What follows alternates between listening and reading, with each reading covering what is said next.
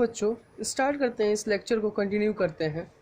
ये लेक्चर 3 है इलेक्ट्रिसिटी का, और हम पहले रिवीजन कर लेते हैं जो हमने पढ़ा था पिछले लेक्चर में। पिछले लेक्चर में हमने इलेक्ट्रिक करंट के बारे में पढ़ा था। इलेक्ट्रिक करंट क्या है? फ्लो ऑफ इलेक्ट्रिक चार्ज है, जो जिसे हम क्या कहते हैं, इलेक्ट्रिक करंट कहते हैं।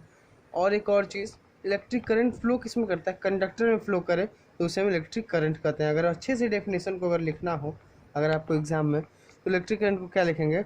Flow of electric charge in conductor is called electric current.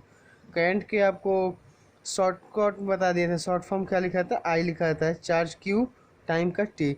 तो क्या है ये? फ्लो ऑफ चार्ज का फ्लो इन 1 सेकेंड, 1 सेकेंड में कितना फ्लो कर रहा है, वही क्या इलेक्ट्रिक करंट है। तो आई इजक्वल टू क्या होता है? Q by T. I is equal to क्या होता है? क्यू बाई टी होता है। आई क्यू जो होता है अमाउंट ऑफ चार्ज होता है, टी जो होता है 1 सेकेंड, 1 सेकेंड में कितना चार्ज जो गया। एसआई यूनिट क्या होता है? आई का मतलब करंट का एसआई यूनिट क्या होता है? एम्पियर। एम्पियर को छोटे में क्या लिखते हैं, मतलब उसको नोटेशन क्या लिखते हैं? ए लिखते हैं, ठीक है। 1 एम्पियर के अगर डिफाइन करें तो हम क्या कह सकते हैं? तो हम फॉर्मूले से ही कभी भी डिफाइन करते हैं किसी भी यूनिट को, एसआई यूनिट को, तो हम उसके फॉर्मूले से ही डिफाइन करते हैं। तो हम क्या लिखेंगे? Amount of charge flow in 1 second is called what? Ampere. Current की क्या होता है? ये होता है amount of charge by time in second. 1 ampere is equal to 1 coulomb by second. इसी को मैंने ऐसे चेंज कर दिया। आई की यूनिट एम्पियर है, फिर क्यू का कूलम और टी का सेकेंड होता है, ठीक। अब एम्पियर की सबसे छोटी यूनिट क्या होती है? एक होती है मिली एम्पियर और एक होती है माइक्रो एम्पियर, ठीक है। तो 1 milli ampere is equal to 10⁻³ ampere और 1 micro ampere is equal to 10⁻6 ampere, ठीक है। मैंने डिस्क्रिप्शन में मैं डाल दिया हूँ क्वेश्चन को, आप सॉल्व कर लेंगे, और प्रीवियस लेक्चर के भी डिस्क्रिप्शन में मैं डाल दिया हूँ, ठीक है। कुछ प्रॉब्लम से उस समय नहीं डाला पाया था, अब डाल दिया हूँ, ठीक है। तो ये सब जो क्वेश्चन मैं बता रही हूँ, ये शॉर्ट क्वेश्चन टिक आंसर में आ सकता है, बहुत ही इंपॉर्टेंट है, ठीक है। फॉर मेजरिंग इलेक्ट्रिक करंट को किससे मेजर करते हैं? तो एमीटर से मेजर करते हैं। किससे मेजर करते हैं? एमीटर से। इसका करेक्शन कैसा होता है? सीरीज में होता है। इसकी रेसिस्टेंस प्रॉपर्टी कैसी होती है? लो होती है, ठीक है। 3 प्रॉपर्टियों को याद रखिएगा, ठीक है। इन दोनों प्रॉपर्टी का, ये एमीटर के बारे में प्रॉपर्टी थी, एमीटर क्या होता है, ठीक है। तो चलिए नेक्स्ट, ये तो रिवीजन हो गया, अब स्टार्ट करते हैं हम क्या, अगले वीडियो का क्लास। तो इस वीडियो में हम ओम्स लॉ को पढ़ेंगे। ओम्स लॉ क्या है? ओम्स लॉ जो है 1827 में दिया गया था। ओम्स लॉ को जॉर्ज ओम्स ने दिया था, पूरा नाम मैंने नहीं पता, एनसीईआरटी में नोट किया हुआ है मैंने, आपको को एक इसी में दिखाया है अभी, ठीक है। तो उन्होंने क्या कहा? उन्होंने रिलेशन बताया, किस में? पोटेंशियल और इलेक्ट्रिक करंट में। किस में रिलेशन बताया? पोटेंशियल और इलेक्ट्रिक करंट। पोटेंशियल और इलेक्ट्रिक करंट मैंने आपको पिछले लेक्चर में पढ़ा चुका है। अगर आपने उसने नहीं देखा है तो मेरे चैनल पे जाइए, electricity lecture 1 by Ashish sir देख सकते हैं, और फिर लेक्चर 2 बाई आशीष सर देख सकते हैं, ठीक है। तो देखिए ओम्स लॉ की स्टेटमेंट क्या कहता है, इसको समझिए। At constant temperature the current flow through a conductor is directly proportional to potential difference across its end। कहने का मतलब ये है कि किसी कांस्टेंट टेम्परेचर है, ठीक है, किसी कांस्टेंट, मान लीजिए 50 डिग्री कांस्टेंट टेम्परेचर पे जो करंट है फ्लो करेगा किसी कंडक्टर में, मीन्स मान लीजिए आयरन में फ्लो कर रहा है 50 डिग्री पे, is directly proportional to the potential difference. जो उसका पोटेंशियल डिफरेंस होगा एक इंड पे, कितने कि, हाँ कहाँ पे? इंड पे। वो क्या होगा? वो उतना ही वो बढ़ते जाएगा, जैसे जैसे करंट बढ़ेगा वैसे वैसे पोटेंशियल डिफरेंस बढ़ जाएगा कांस्टेंट टेम्परेचर पर, एट कांस्टेंट। तो इसको याद रखना है, ठीक है। तो V is directly proportional to I हमने लिख दिया, इसको ही I is equal to directly proportional to V लिख सकते हैं, ठीक है। V is directly proportional to I। Directly proportionality को हटाएंगे अगर तो कुछ कांस्टेंट आता है, यहाँ टेम्परेचर का कांस्टेंट है, तो हम कांस्टेंट की जगह पे क्या लेते हैं? आर को लेते हैं, ठीक है। मान लीजिए वैसे मोबाइल आप चार्ज कर रहे हो, तो आप मोबाइल चार्ज करते समय देखोगे तो फ़ोन गर्म हो जाता है, ठीक है। चला रहे हो चाहे देख रहे हो तो फ़ोन गर्म हो जाता है। होता क्या है, उसमें हीट जनरेट हो जाता है, एनर्जी कंज्यूम होने लगती है हीट के रूप में, वही रेसिस्टेंस के रूप में होती है, रेसिस्टेंस होता है उसमें। ठीक है, तो पर्सनैलिटी को हटाए तो हमने क्या मिला, हमें आर मिल गया। R is what, resistance. ठीक है, आर क्या है, रेसिस्टेंस है। तो ऐसे ही V equal to I R हो जाएगा। ये एक फार्मूला होगा, मेन फार्मूला हो गया। ये क्या है, ये एक मेन फार्मूला, बहुत इंपॉर्टेंट फार्मूला। ठीक है, क्योंकि इसी से आगे आपको प्रूफ करने को भी होगा। उसके बाद क्या है, आर को, आई को इधर ला दे तो आर का फॉर्मूला निकल जाएगा रेजिस्टेंस को निकालने का, इसी तरीके से। अच्छा, इस एक्सपेरिमेंट में दो चीज़ हमने एब्जॉर्ब किया। क्या क्या, the current is directly proportional to the potential difference. और क्या दूसरा, करंट जो है डायरेक्टली प्रोपोर्शनल है किसके, आई 1/r, इन्वर्सली प्रोपोर्शनल है। क्या है मतलब, ये बढ़ेगा तो ये घटेगा, ये बढ़ेगा तो ये घटेगा। कहने का मतलब करंट अगर बढ़ जाए तो रेजिस्टेंस घट जाएगा, अगर हीट ज़्यादा होने लगे तो करंट क्या हो जाएगा, कम हो जाएगा। ठीक है, करंट कम हो जाएगा। देखिए इसका मैं एक एग्जांपल आपको देता हूँ। ऑल आउट देखा है, ऑल आउट, ऑल आउट देखा है, अरे जो वो लगता है मच्छर वाली मशीन, उसमें क्या होता है, एक छोटे से बल्ब जलता है ना, एक छोटा सा बल्ब जलता है ना, तो वो क्या करता है, और वो छुआ हुआ ना तो गर्म हुआ रहता है। उसमें जानते हो क्या किया जाता है, उसमें रेसिस्टेंस लगा दिया जाता है। रेजिस्टेंस एक डिवाइस है, मैंने आपको अभी बताऊंगा आगे। ठीक है, वो गर्म करता है। ठीक है, सारे एनर्जी को कंज्यूम करता है, गर्म कर देता है। ठीक है, सारे एनर्जी को क्या करता है, हीट एनर्जी में चेंज कर देता है।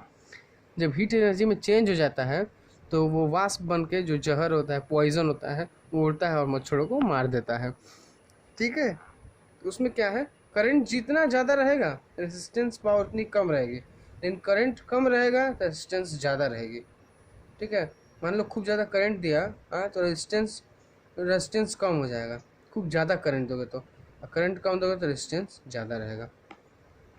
रेजिस्टेंस को अगर डिफाइन किया जाए तो कैसे डिफाइन करेंगे, रेजिस्टेंस को कैसे डिफाइन करेंगे, देखो इसको। तो द प्रॉपर्टी ऑफ कंडक्टर, एक कंडक्टर की एक ऐसी प्रॉपर्टी है ड्यू टू विच, जिसमें its oppose the flow of electric current, इस करंट को फ्लो को, करंट जो फ्लो कर रहा है किसी वायर में, उसको रोक देता है, अपोज करता है, थ्रू इट्स कॉल्ड रेसिस्टेंस, जिसे हम रेसिस्टेंस कहते हैं। What we called resistance, unit of resistance, resistance की यूनिट होती है ओम। आप इसके साइंटिस्ट को, इसको मतलब जो इन्वेंट किया था उसके नाम पे, इसका उसके टाइटल के नाम पे इसको ओम रख दिया गया। ओम का सिंबल देखो ऐसे होता है, आर बनाया है आपने कभी, आर इस तरीके से, आप आर ऐसे बनाते हो, मैं बता रहा हूँ, तो इस तरीके से यही ओम का सिंबल है। ठीक है, यही ओम का सिंबल है। चलो तो नेक्स्ट आते हैं, V equal to I R. तो अगर हम इसकी वो निकालें, यूनिट निकालें, ओम की यूनिट निकालें तो कैसे निकलेगा, वैसे 1 ओम को अगर डिफाइन भी करना हो तो कैसे करेंगे, उसके लिए देखिए V equal to I R. V क्या है, पोटेंशियल डिफरेंस है, पोटेंशियल डिफरेंस को हम 1 V ही वोल्ट ही होता है उसका। ठीक है, और आई का करंट होता है, आर का भी मैंने बताया ओम होता है। तो 1 ओम इक्वल टू क्या हो जाएगा, ये एम्पियर नीचे आ जाएगा, 1 वोल्ट बाई 1 एम्पियर, मतलब 1 वोल्ट करंट पासिंग थ्रू इन 1, इस तरीके से क्या हो जाएगा, डेफिनेशन हो जाएगा इसका। ठीक है, क्या हो जाएगा, डेफिनेशन, रेजिस्टेंस की डेफिनेशन इस तरीके से हो गई आपको। 1 ओम को आप डिफाइन कर सकते हैं इस फॉर्मूले के थ्रू। ठीक है, तो नेक्स्ट बढ़ते हैं हम आगे कुछ क्वेश्चंस की तरफ। ठीक है, तो इस आपको स्क्रीन पे क्वेश्चन दिख रहा होगा, कह रहा है an electric iron draw a current, एक इलेक्ट्रिक आयरन है, आयरन मतलब प्रेस, जो इस्त्री कपड़ा प्रेस करने वाला होता है ना, वो प्रेस। ठीक है, करंट है वो इतना एम्पियर फ्रॉम इतना वोल्ट, इतने वोल्ट से इतना एम्पियर ले रहा है सप्लाई लाइन से। What current will electric iron drawn and connection will इतना सप्लाई ऑफ लाइन। ठीक है, तो इस क्वेश्चन करने का मतलब क्या है, समझना कि an electric iron draws a current. ठीक है, इलेक्ट्रिक आयरन जो है वो करंट को ले रहा है 3.4 एम्पियर का, फ्रॉम इस कितने वोल्ट में से ले रहा है, 220 वोल्ट आती है इलेक्ट्रिसिटी, जो भी AC करंट आता है ना हम लोग के घर पे, वो 120 वोल्ट आता है। ठीक है, सप्लाई लाइन से जो सप्लाई लाइन होता है, मतलब सप्लाई तार नहीं जाता है सबके घर पे, वहीं से लेना है। What current will electric iron drawn, कितना इलेक्ट्रिक आयरन करंट ड्रॉ करेगा 110 वोल्ट में। जब 110 वोल्ट आएगा सप्लाई तब कितना करेगा ड्रॉ, ये पूछ रहा है। ठीक है, तो देखो इसमें अगर हम देखें तो क्या है, एम्पियर दिया हुआ है, वोल्ट दिया हुआ है, V equal to I R लगा सकते हैं, V equal to I are.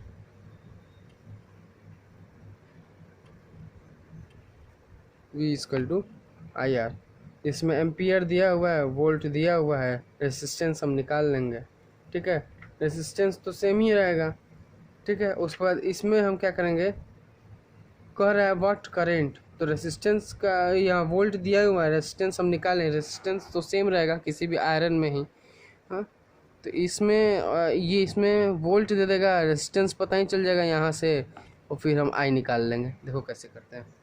पहले तो V equal to I R, V क्या दिया हुआ है, V दिया हुआ है 220 वोल्ट इक्वल टू आई कितना दिया हुआ है 3.4 एम्पियर इंटू आर क्या है, आर कुछ नहीं दिया हुआ है। ठीक है, तो आर इक्वल टू क्या हो जाएगा 220 बटा 3.4, तो 0 यहाँ दे दो तो ये 34 हो जाएगा। फिर ये कट पिट के कितना आएगा, कटा लेते हैं, तो कटाने पे क्या आ जाएगा 64.7 ओम आ जाएगा। ठीक है, ये ओम आ गया। अब देखो रेसिस्टेंस तो सिमिलर होगा किसी भी आयरन के लिए। ठीक है, तो इसमें देखें जब व्हेन सप्लाई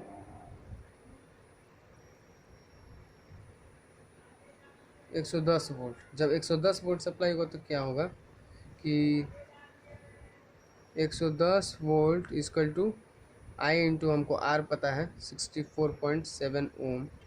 जब इसको इधर लाएंगे तो क्या हो जाएगा, I equal to 110 volt by 64 ओम। कटाएंगे तो क्या हो जाएगा, कटाएंगे तो कितना आ जाएगा, इसको कटाएंगे तो 1.7 एम्पियर आ जाएगा। ठीक है, इस तरीके से इस क्वेश्चन को हम कर सकते हैं। तो नेक्स्ट टॉपिक की ओर बढ़ते हैं। तो मैंने डिस्क्रिप्शन में और भी क्वेश्चंस डाल दिए हैं, आप उसको ज़रूर कीजिएगा।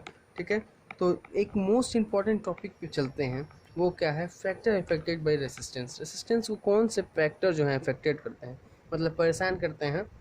देखिए सबसे पहले क्या होता है, लेंथ। क्या है, लेंथ। किसी भी कंडक्टर का मतलब मान लीजिए अगर वायर लेते हैं, किसी वायर का अगर लेंथ बढ़ गया ना, लेंथ बढ़ गया, हाँ, तो उसको इफेक्ट कर देगा। उसकी एरिया, क्रॉस सेक्शन एरिया बढ़ गई तो कंडक्टर को इफेक्ट कर देगा। क्रॉस सेक्शन एरिया का मीन्स क्या, देखिए ये एक वायर है, मान लीजिए एक वायर है, तो इसके जो ये आगे जो सर्कल बनाया जाता है, सर्कल मतलब क्या, जैसे मैं अभी आपको दिखा देता हूँ, वो चलो इसको ले लेते हैं, एक सेकेंड। हाँ, इस वायर को देखिए, इस वायर को, जैसे ये एक वायर है, ठीक है, चार्जर का वायर है। इसमें देखिए ये क्रॉस सेक्शन एरिया है, ये जो अंदर ये जो सर्कल बना हुआ है, हाँ सॉरी, ये वायर लेते हैं, वो तो पूरा है, वो था ना, गुच्छा था। इसको देखिए क्यों फोकस करते हैं,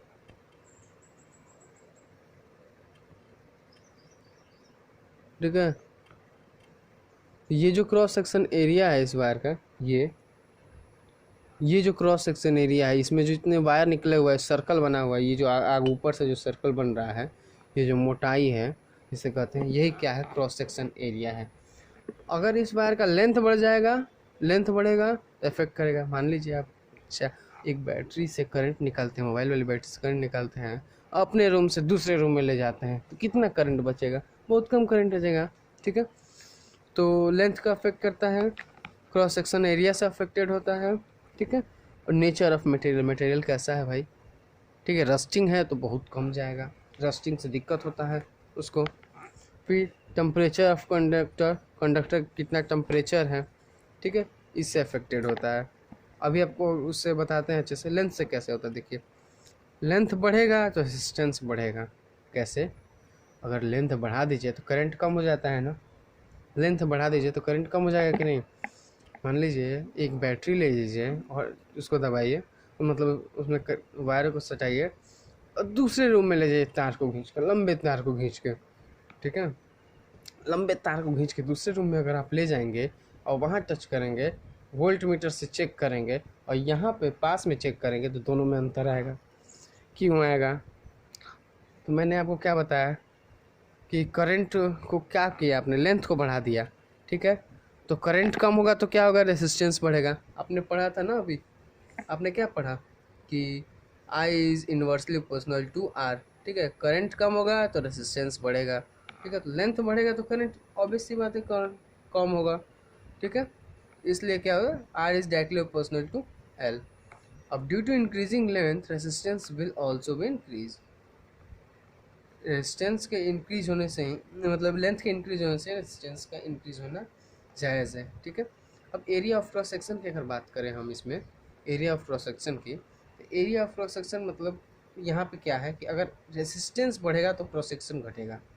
क्रॉस सेक्शन मतलब क्या, अगर क्रॉस सेक्शन बढ़ गया तो रेजिस्टेंस घट जाएगा। मतलब मोटाई बढ़ गई किसी वायर की, कोई वायर इतना मोटा हो गया तो रेजिस्टेंस गर्म होने की क्षमता कम हो जाएगी, ठीक है। जानते हैं क्यों कम होगी? क्योंकि इसमें एटम ज़्यादा होंगे, इलेक्ट्रॉन ज़्यादा फ्लो करेगा, इसलिए उसकी गर्म होने की क्षमता कम हो जाएगी, ठीक है। जल्दी जल्दी फ्लो कर देगा इलेक्ट्रॉन, समझ गए। एक इक्वेशन ये हो गया, एक इक्वेशन ये हो गया। अब टेम्परेचर समझिए, टेम्परेचर वाला, ये तो आप समझ गए ना, नेचर ऑफ मटेरियल, मटेरियल कैसा होगा, मान लीजिए मिलावटी है तो फिर दिक्कत होने वाला है। अब देखिए टेम्परेचर में क्या होता है, प्योर मेटल रहेगा ना, हाँ, तो decrease mean it's mix, pure metal रहेगा ना तो रेजिस्टेंस जो है वो बहुत ज़्यादा रहेगा, मतलब ज़्यादा रहता है। और जैसे जैसे हम जैसे जैसे अच्छा नहीं नहीं नहीं नहीं, जैसे जैसे हम मिक्स करते जाएंगे, हाँ, तो अनदर वन दूसरी तरफ हो जाएगा। कहने का मतलब देखो यहाँ पे ये है ना, टेम्परेचर में ये कहने का मतलब ये है, प्योर मटेरियल में जो है वो रेसिस्टेंस कम होता है, ठीक। जैसे जैसे मिक्स करते जाते हैं रेसिस्टेंस बढ़ता जाता है। अच्छा देखो, आपने एक एग्जांपल मैंने लेता हूँ, मैं आगे लिया हूँ, दिखा दे रहा हूँ तुमको। निक्रोम का वायर सुना है? हीटर, हीटर आपके घर में होगा, ये ज़रूर होगा, ठीक है। नहीं भी होगा तो फिर आपने कहीं ना कहीं देखा ही होगा। निक्रोम, निक्रोम के वायर यूज़ होते हैं उसमें। बल्ब देखा है वाइट वाले, वाइट वाला कार है जो CFL वाला नहीं, वो जो पीला वाला बल्ब आता है उसमें इस तरीके से निकला होता है, उसमें जो फिलामेंट रहता है ना, फिलामेंट ये जानते किससे बना होता है? टंगस्टन से बना होता है, ठीक है। इसकी रेसिस्टेंस पावर बहुत ज़्यादा होती है। क्यों होती है? तो ये कई सारे मटेरियल से मिलके बना होता है, तो प्योर मटेरियल में रेसिस्टेंस कम होगा और कई सारे मिलके बनेगा ना तो रेसिस्टेंस ज़्यादा होगा।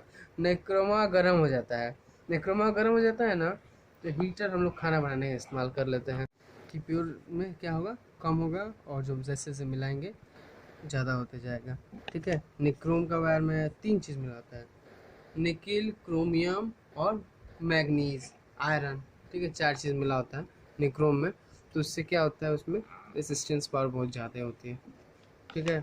अब नेक्स्ट पे आते हैं। नेक्स्ट देखिए बहुत ही इंपॉर्टेंट टॉपिक, इस टॉपिक से हमेशा ही क्वेश्चंस आते हैं, ठीक है। इस टॉपिक से क्या होता है, हमेशा ही क्वेश्चन, कुछ ना कुछ क्वेश्चन आएंगे ही आएंगे, एकदम फिक्स रहता है इससे, ठीक है। इसको ध्यान में एकदम रखिएगा। रेसिस्टिविटी क्या होती है? देखिए हमने जो जो दो फैक्टर पढ़े थे, हाँ, उन दोनों को जब हम इक्वलाइज करें, मतलब दोनों को देखिए, उसका LHS जो है वो बराबर होता है, तो LHS को हम इक्वल करें तो क्या आता है, R is directly proportional to I and inversely proportional to area. तो R इक्वल टू क्या होता है, ये जो कांस्टेंट है यहाँ जो R है उसको हटाने के लिए हम P यूज करते हैं। P क्या है, रो, रो, ठीक है। आपने सिंबल में देखा है, सिंबल में एक इस तरीके से भी बना हुआ है रेसिस्टेंस के लिए, इस तरीके से एरो निकाला हुआ है, हाँ, एरो निकाला हुआ है। मैं भी आपको दिखा रहा हूँ अपनी बुक में,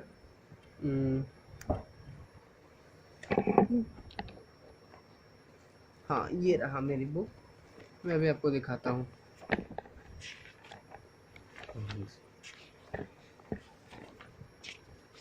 देखिए इस सिंबल में एक इस तरीके का देखिए, इस तरीके का ये बना हुआ है ना, ये वेरिएबल रेसिस्टेंस, रो स्टर जो से कहते हैं, यही रो है, ठीक है। ये क्या है, वेरिएबल रेसिस्टेंस है, ठीक है। अगर आप जाएंगे तो एक बॉक्स मिलता है बहुत सारे रेसिस्टेंस को चेंज करने के लिए 12th में, तो आप बाद में पढ़ेंगे। ये रेसिस्टेंस रो जो है, रो से बहुत फार्मूले आते हैं, मतलब रो से बहुत क्वेश्चन आते हैं, ठीक है। रो निकाल, रेसिस्टिविटी इसे कहते हैं, क्या कहते हैं इसे, पी को रेसिस्टिविटी कहते हैं, हमने टॉपिक पहले ही दे दिया था, रेसिस्टिविटी, ठीक है। तो रेसिस्टिविटी का फॉर्मूला क्या होता है, आर ए बाई एल। इसी को जब हम पी को इधर छोड़ देंगे और एल को नीचे, आर को ऊपर ले जाएंगे, ठीक है। यूनिट क्या होता है रेसिस्टिविटी का, ओहम मीटर। ओहम मीटर आया कैसे, देखो पी इजकल टू, ये फॉर्मूला है ना यहाँ पे, आर का क्या होता है, ओम होता है, ए का एरिया है तो मीटर स्क्वायर, ठीक, और एल जो है वो मीटर हो गया, मीटर स्क्वायर कट जाएगा तो ओहम मीटर क्या होता है, इसका ऐसा यूनिट ओहम मीटर। इसको आपको समझना है, याद नहीं करना है, ठीक है, रटना नहीं है।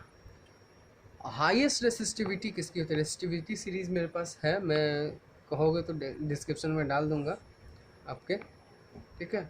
रेसिस्टिविटी सीरीज सबसे ज़्यादा निक्रोम की होती है, कितनी होती है, तो 110 इंटू 10⁻⁻18 होती है, ठीक, -8 होता है, ठीक है। प्रोड्यूस मेड कैसे बनता है, निक्रोम निकल से बनता है, क्रोमियम मैग्नीज आयरन से मिलके बनता है, ठीक है। ये हो गया रेसिस्टिविटी, ठीक है। रेसिस्टिविटी का भी मैं क्वेश्चंस डाल दूंगा, बहुत ही इंपॉर्टेंट है ये टॉपिक अगर आपको पढ़ना है, ठीक है। उसके बाद आते हैं सबसे इम्पोर्टेंट टॉपिक पे, बस ख़त्म, कॉम्बिनेशन। चलिए, तो इसके बाद बहुत इंपॉर्टेंट टॉपिक अगले लेक्चर में पढ़ते हैं, रेसिस्टेंस के बारे में, कॉम्बिनेशन एंड रेसिस्टेंस के बारे में, ठीक है। इसमें हम बात करेंगे सीरीज़ और पैरेलल रेसिस्टेंस के बारे में। तो फ्रेंड्स, आज के लिए आपको वीडियो अच्छा लगा, आपको पढ़ने में अच्छा लग रहा हो तो प्लीज़ चैनल को सब्सक्राइब कर दीजिएगा और बेल आइकन को दबा दीजिएगा, जिससे कि हम लोग का मोटिवेशन बढ़े और अच्छे से पढ़ाने की कोशिश करूँ। Thank you friends.